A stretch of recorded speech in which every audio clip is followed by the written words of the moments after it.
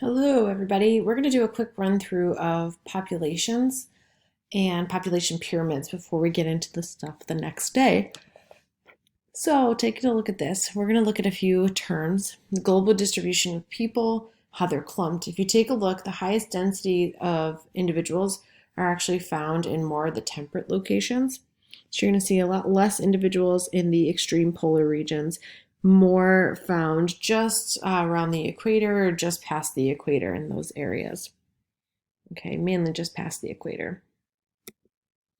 So, what this has to do with everything else and survivorship curves and everything we've been studying the last few days, we are going to actually look at how populations develop over time. So, age structure diagrams are one way of looking at that. We also call them population pyramids. So, they're going to show us how many individuals we have in each age bracket of a population. And this is going to help us take a look at how population is going to grow. So in this first one, this is an increasing population. It's going to increase rapidly. If you take a look on this side of the pyramid, these are the females, and this side is the males. In this case, they're breaking it down by every 5-year increments from 0 to 100 years. And we're going to take a look at this. In this particular population, we are breaking things up, again, color-coded, by pre-reproductive age, reproductive age, and post-reproductive age. So those that are a little too young to have children, those that are in prime age for reproducing, and those that are beyond the age of reproducing.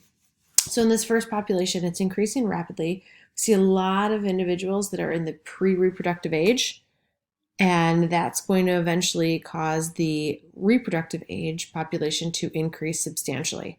If this population then starts to increase substantially as they get older, it's going to result in even more children being born. So we're going to actually see this pyramid continue to increase in size and move outward. A stable population is represented usually by a narrow, more, I call it a rectangular look. So we have more of a rectangular look. It's tight in here. You've got kind of an even spread between the pre-reproductive, the reproductive, and the post-reproductive ages. So there's not a huge discrepancy in one group or the other. Individuals here, again, they're just replacing themselves by having, a male and a female will have 2 kids in this case, replacing themselves, which is going to cause the population to stay stable. Because again, if you think about it, if we all decide to have only 1 kid, you and that partner that you have that child with, you're only replacing one of you, the population would decrease. If you replace both of you when you pass away, your children would then replace both individuals that were reproducing. That would keep the population stable. If we have more children than the 2 individuals that are reproducing, our population would get bigger. So this last one is showing you the population that's going to decrease. The people in the reproductive age, there are a lot of them, but they're not having as many kids. So if you take a look here, we don't have as many pre-reproductive children being born. So the population then, unless these people decide to have 12 children each, is going to continue to slow down and decrease in size. This can also become a burden on a population when you think about retirements and trying to take care of the aging population. So think of the baby boomers up here. They're starting to get older, and the population below them is actually decreasing quite a bit in the United States. There's less of us feeding into Social Security and healthcare, Medicaid, and all of that, but the population up here is living longer and getting older. So it's going to become a bit of an issue later on. Pyramid with a wide base, again, is going to be a large pre-reproductive age, and we're going to see rapid growth in the future because those individuals will then move into reproductive age, have more kids. An even age distribution is going to be a stable population, and a post-reproductive age individuals, if that side of the pyramid becomes large or a lopsided pyramid, we are going to have a shrinking population. Nigeria, if we take a look at this, they're going to have a huge amount of young age group predictions compared to Canada. So here's Canada right here. Canada, again, has an aging population. They've got a lot of people in the reproductive years, but those people aren't having a lot of children, so their population is decreasing.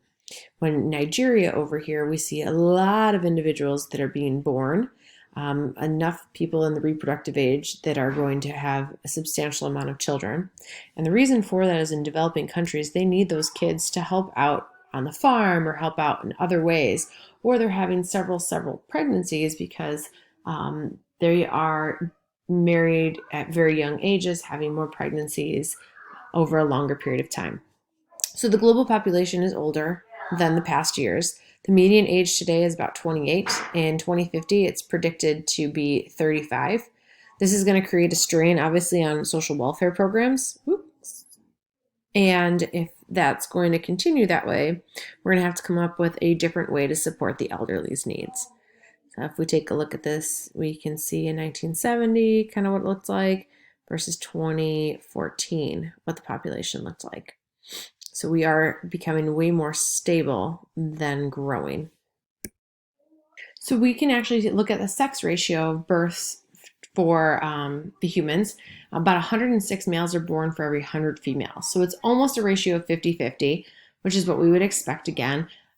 But there are still some cultures that prefer males to be born over females, and that does kind of play a discrepancy in our numbers with things like that. Now, some of that has changed over time, but there are some populations and groups that still believe in the preference of males over females. This is likely an evolutionary adaptation as well, increased mortality rate faced by males at all ages. So again, we can see that boys, they might go off to war. They're the ones that are having more injuries by taking care of their families and maybe working more and all of this stuff in different cultures.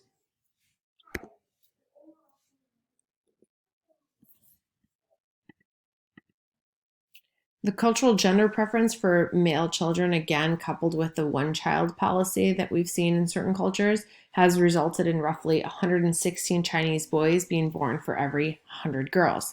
Now, this eventually is going to lead to an issue as the population starts to get into the reproductive years. You are going to have way more boys than there are females that are available for reproductive purposes. And then you are going to risk the population changing. People are going to leave the population. People are going to maybe choose not to reproduce because, again, in order for reproduction to occur in this case, you're going to need a male and a female. So there will be individuals that are not going to be able to seek out a mate in order for the reproduction to occur. The leading hypothesis is that many parents are using ultrasounds to determine the gender of their unborn children. So they're going to actually find out ahead of time the gender of their unborn children, and obviously that's going to play a role in decision making and the further progression. So during the pre-industrial stage, if we take a look again, remember we are looking at the 4 stages, not 5 in this class. Pre-industrial stage is this one right here. We are going to have death rates that are super high due to disease, healthcare issues, unreliable food sources. So children are not going to be able to survive very long. People are going to compensate for the fact that children die during birth and infancy by having more children. Also, we see that birth control is typically not utilized in these particular populations, and people are going to start having marriages and relationships younger. Again, remember, women's education does play a big factor in the role of this. If a woman does not want to continue to further her education and or further a particular job, she's not staying in school through high school, through college, maybe not seeking out that job first before she starts a family. So they're going to start having children at a lot younger age and be fertile a lot longer. So the population is going to grow overall in general because of that, but you're also going to have the birth rate that's going to drop it down. So this is going to be craziness with stability.